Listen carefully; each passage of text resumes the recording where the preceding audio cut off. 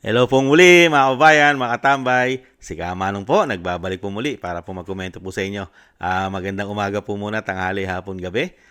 Madaling araw po sa ating lahat. Sana po nasa maayos at mabuti po tayong kalagayan lahat mga kababayan. Ito po, komentuhan po natin mga katambay. Ito po si Atty. Topacio. Napakaganda po ng kanya po mga komento. At pakinggan po natin at komentuhan po natin ang mga pahayag po ni Atty. Topacio sa nangyayari po sa ating bansa, mga kababayan. Ito po, umpisahan na po natin pakinggan si Atty. Topacio, mga kababayan. Speaking of gutom, eto siguro, nasabihin na naman ni Auntie Claire, ito'y sinurvey ng 11:45 a.m. bago magtanghalian, kaya sinasabing gutom sila. O siguro, 6:45 ng gabi, ay hindi pa naghahapunan. Kasi, tumaas ang nagsasabi na mga Pilipino na sila ay nagugutom. Self-rated food poverty.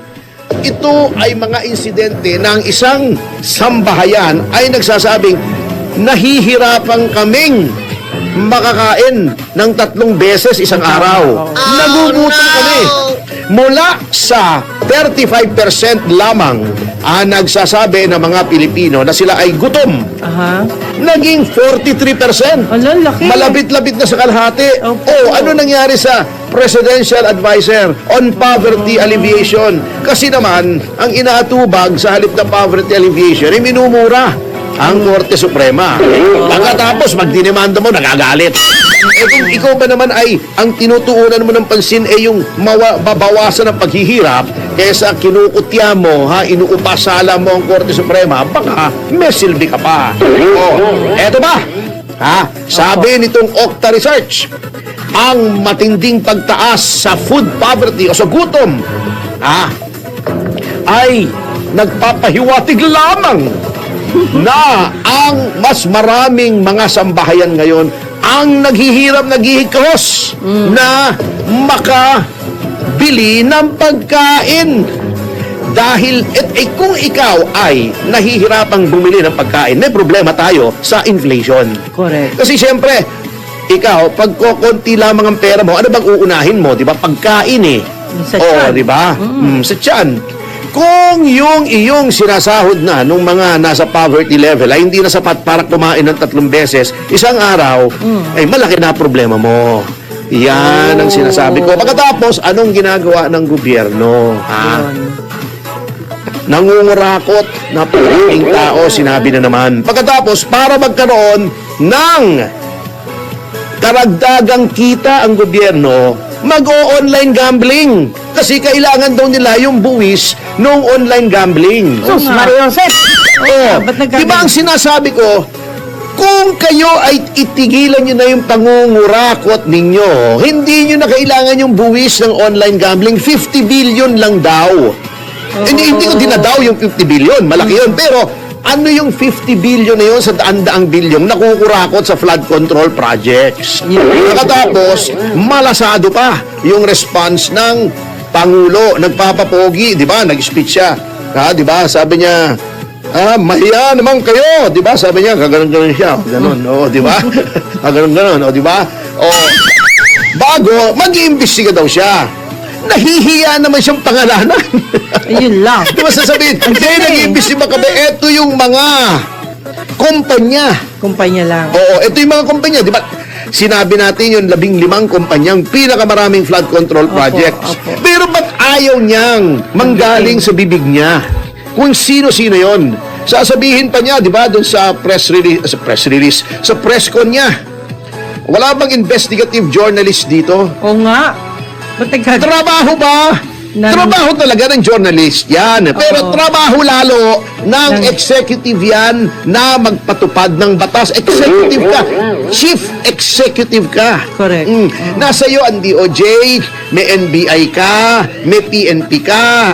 Ang dami mong investigative agencies na kontrolado mo through either the DOJ or the DILG. Pwede ka pang magtala o mag-create, Opo. maglikha ng isang fact-finding board. Nagbo-volunteer si Mayor Magalong na maging pinuno nitong fact-finding board. Ba't ayaw mong i-appoint? Natatakot ka na kung anong pangalan ang lumabas dyan. O, Lang. bago ipauubaya ninyo sa House yung pag-imbestiga, sila nga ang pinagbibintangan Parang sinabi mo, pag merong may isang grupo, Imbestigahan niyo sarili niyo. sindikato, meron daw sindikato rito. Sila yung mga miyembro ng sindikato. Bahala na kayo. Kayo nga mag-imbestiga. Ay, mali. May problema tayo dyan. Oo. Hindi masusolusyonan yan kapag Hindi kayo masusolusyonan rin. yan. Opo. Malakas ang tama nung mga nag-a-advise kay Presidente niyan. May tama ka. May tama. Oo. Tama rin. Ano bang nahit-hit o nasinghot ng mga nag-a-advise kay Pangulo niyan? Kaya mga tambay, nakakagulat, Grabe. Ganyan po katindi ang pamahalaan po natin ngayon, mga tambay. Pero napakadali po nila i-twist yan na napakaganda po ng pagpapatakbo at pagpapalakad ng gobyerno, mga kababayan. Pero ang realidad, ayon na rin po kay Atty. Topacio, ang realidad po talaga ay mahirap. Napakahirap po ng sitwasyon. Nang lalo pa pag tayo'y mahirap. Nakita nyo po, napakataas po ng porsyento. Yung sinasabi pong 30+% na nagugutom na mga Pilipino. Ngayon, tumaas pa. Naging 40+ pa, 43%. Mahigit na po. Kulang na po. Kulang na sa kalahati ng mga Pilipino. Grabe po ang nangyayari. Kaya nga po, binanatan niya po si garbage in, garbage out. Ano masasabi ni garbage in, garbage out? At ganun din po, binanata niya rin po si attorney, hindi na pala abogado, si Secretary Gadon, mga tambay, na nadisbar, mga kababayan. Wala po kasi inatupag kung hindi raw po banatan ng banatan at questionin ang Supreme Court. Kisa po tugunan ang kahirapan dahil yan po ay kanyang trabaho. Nakita niyo po kapalpakan at ang mga pinaggagawa ng mga tao na ito na dapat ay sila ang katulong natin magsolusyon sa kahirapan ng buhay at siyempre po sa napakahirap na sitwasyong pinagdadaanan natin. Hindi po ba bagsak ang ekonomiya natin? Hindi po ba hirap na hirap po tayong makakuha ng maraming trabaho para sa mahigit 100 milyong Pilipino sa ating bansa? Pero ano po ang pinaggagawa ng ating pamahalaan? Hindi po ba? Pamumulitika at korupsyon. Kaya nga binanatan din po ni Atty. Topacio ang Pangulo. Ang Pangulo po ay binanatan niya, lalong-lalo po ang korupsyon. Ang mga pagnanakaw ng mga politikong magnanakaw sa ating bansa ayon kay Atty. Topacio. Puro kasi nakaw. Hindi po ba? Ngayon, sasabihin po nila, malaking tulong ang galing sa buwis ng sugal. Hindi naman yan sasapat na solusyon. Dahil ang malaking problema ng bansa, kung hindi po magnanakaw ng napakalalaking pera ang mga politikong mga magnanakaw ayon kay Atty. Topacio, mga proyekto natin ay hindi masisira, hindi masasayang. Dahil ang ninanakaw po ng mga magnanakaw na politiko ay higit pa sa kikitain sa sinasabing sugal sa PAGCOR. Mga kababayan, yung sinasabing 50 billion ay hindi naman minamalit ni Atty. Topacio. Pero ang ninanakaw ng mga magnanakaw na politiko sa ating bansa ay grabe, hindi lang po daang bilyon ang nananakaw nila sa loob ng isang taon. Baka higit pa ayon kay Atty. Topacio. Ganyan po, katindi. Kung hindi po magnanakaw ang mga politikong magnanakaw sa ating bansa, baka masolusyonan ang problema ng bansa. Lalong-lalo po sa kagutuman. Di po ba? Marami sanang mabibigyan trabaho, proyekto para makapagbigay ng trabaho at para po gumanda ang ekonomiya ng ating bansa kung ang pera po na sana'y nagagamit sa magagandang programa ay hindi po ninanakaw ng mga magnanakaw na mga politiko. Ayon po kay Atty. Topacio, di po ba? At binanatan niya rin po ang mga magnanakaw na politiko. Katulad po ng ginawa po nila na 3 taon na mga ghost project at puro nakaw at puro pagnanakaw daw po ang ginawa dito sa flood control. Di po ba? Ano po sabi ni Atty. Topacio?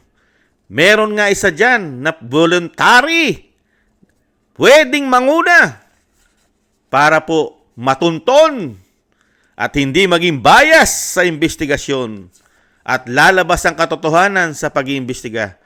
Ito pong si Mayor Magalong. Pero ayaw po nilang bigyan ng pagkakataon.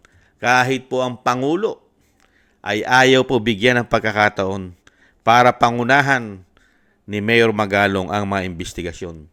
At mismo ang Pangulo, binanatan. Totoo naman. Mga kabayan, binulgar niya ang anomalya sa kanya pong administrasyon na siya po ang Commander-in-Chief. Binunyag niya ang korupsyon at mga kumita at mga magnanakaw sa kanya administrasyon. Pero hindi naman po niya pinangalanan. Diyan po nagtataka ang Pilipino at si Atty. Topacio. Bakit takot mong pangalanan ang mga magnanakaw na sinasabi mo? Samantalang kompleto ka sa asset. Nahandyan ang gobyerno mo. Ikaw ang Commander-in-Chief. Diba? Nahandyan ang DOJ. Di po ba? DOJ, NBI, PNP, DILG, at marami pang iba. Kontrolado mo lahat. Pero hirap ka na batikusin at pangalanan ang mga tao na ito. Tikom, bakit kaya? Baka masabit kaya siya at siya'y masama at mayroong maghudas. Pagka pinangalanan niya, baka maghudas at sabihin na siya ay kasama din at pati ang kanyang pinsan ay kasama din dito sa grupo na sinasabi ni Atty. Topacio umano na mga magnanakaw na mga politiko? Hindi kaya, mga kababayan? Kaya nga po binatikos din po ni Atty. Topacio, ito pong si Bicol Saro Party List na si Representative Terry Ridon. Biruin nyo nga naman. Pangungunahan nyo ang investigasyon nitong ni Terry Ridon. Samantalang kayo yung pinagbibintangan ng mga magnanakaw sa flood control.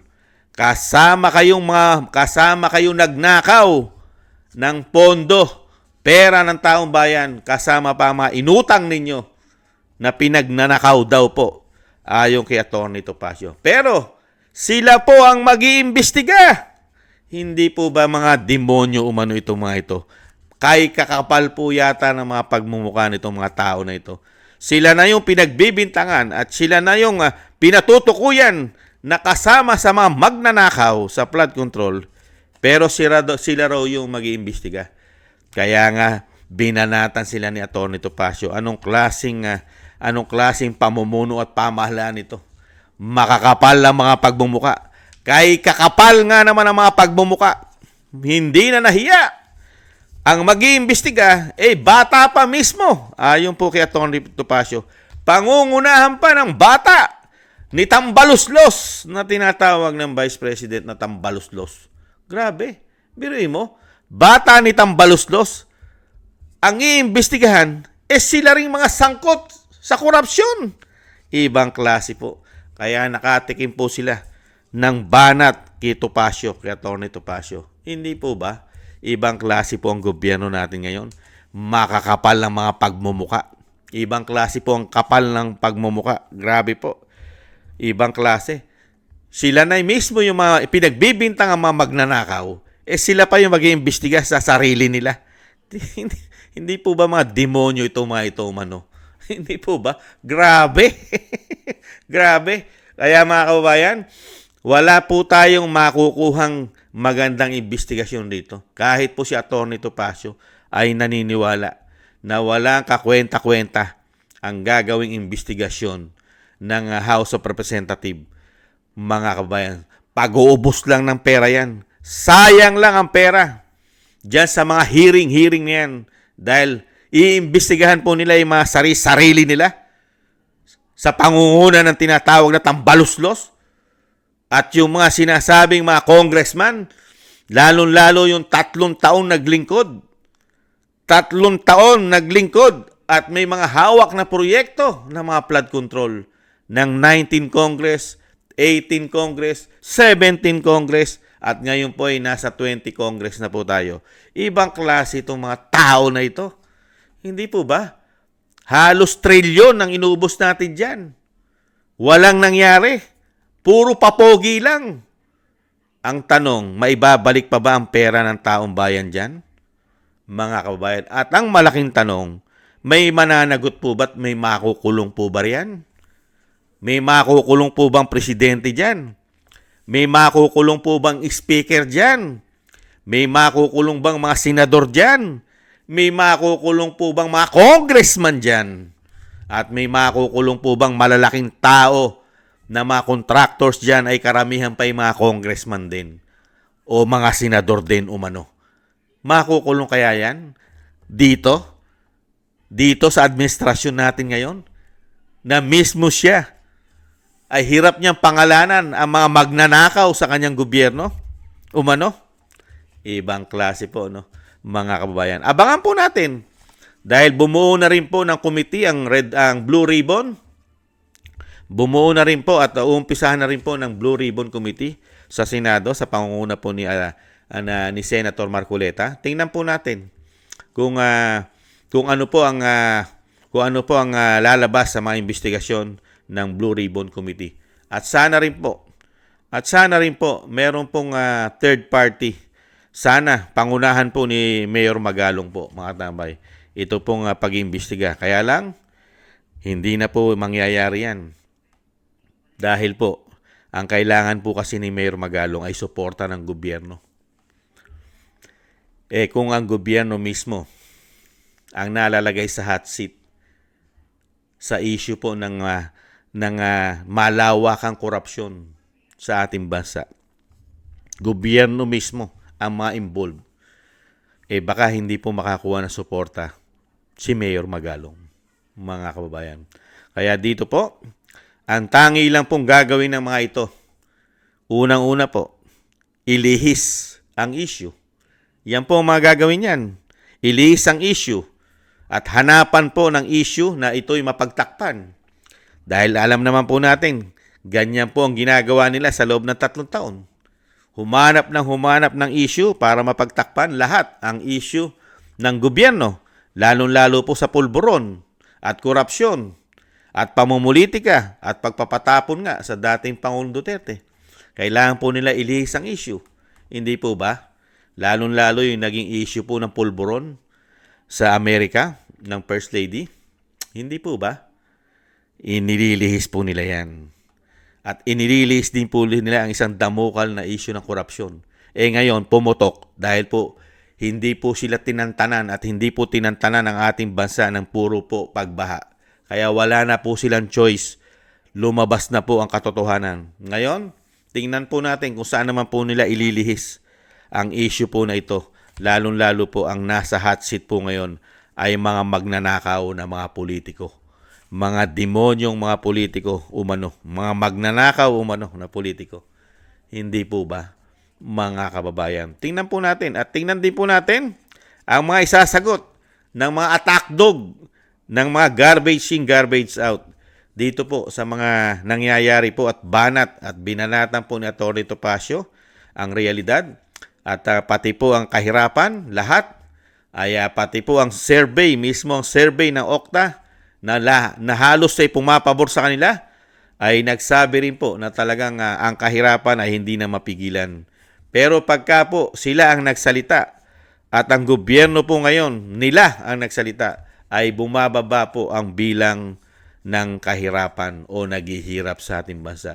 At bumaba rin po ang porsyento ng nagugutom sa ating bansa. Pagka sila po ang nagpahayag, mga kababayan, ganyan po katindi sila mag-twist ng mga issue para lang po sinasabing magpabango at bumango ang kanilang administrasyon. Hindi po ba, mga kababayan? Grabe po. Kaya dito po, sa nakikita po natin, mga kababayan, kung wala pong aaksyon at wala pong magiging concern, kung hindi po magiging concern po, lalong-lalo po yung may kakayahan dito para wakasan itong nangyayari pong kaguluhan, kahirapan, pagnanakaw, pamumulitika, issue ng pulburon, issue ng coke, na pati po ang mga politiko, mga mambabatas ay ayaw nilang isabatas itong bisyo na ito para po maiwasan, mabawasan ang bilang ng gumagamit ng pulburon na naglilingkod sa ating bayan, ay ayaw po nilang tutukan o gawin man lang batas para sa kanilang mga sarili. Hindi po masusolusyonan ang problema natin, mga kababayan. Lalo-lalo na po kung magpapatuloy pa ang ganitong klaseng paglilingkod sa ating bansa na ang ating pong mga may kakayahan, katulad po ng ating mga men in uniform, na wala po tayong naririnig anuman sa kanila. Wala man lang po silang, nakikitang problema at napakalalaking korupsyon sa ating bansa. Nananahimik po sila. Wala pong nakikita. Mga tulog, mahimbing po ang pagkakatulog sa nangyayari po sa ating bansa.